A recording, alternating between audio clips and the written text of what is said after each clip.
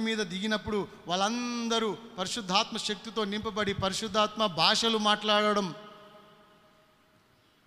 ఆత్మలో వాళ్ళు నీలమైపోవడం, ఆత్మలో ఆనందించడం, ఆత్మ వశంలోనికి వెళ్ళిపోవడం జరిగింది కదా. అప్పుడే ఎక్కువ సేవ చేసిరు వాళ్ళు. దేవుని స్తోత్రం, హల్లెలూయా. పరిశుద్ధాత్మ చేత ఎప్పుడైతే నింపబడ్డారో అప్పుడే ఎక్కువ సేవ జరిగింది. వాళ్ళందరూ కూడా ఆత్మశక్తి చేత, ఆత్మ ఎక్కడ నడిపిస్తే అక్కడ వాళ్ళు వెళ్ళి గొప్ప సేవ చేశారు. ఫిలిప్పును చూస్తాం. ఆత్మ నడిపింపుతో ఫిలిప్పు పరిగెత్తి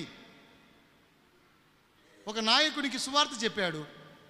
ఆ సువార్త విన్న అతడు వెంటనే మారు మనసు పొంది అక్కడ నీళ్లు కనబడినప్పుడు బాప్తిసం పొందాడు.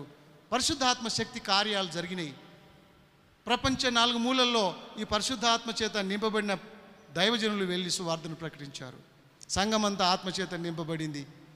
మనందరం కూడా ఇప్పుడు ఆత్మచేత నింపబడాలి.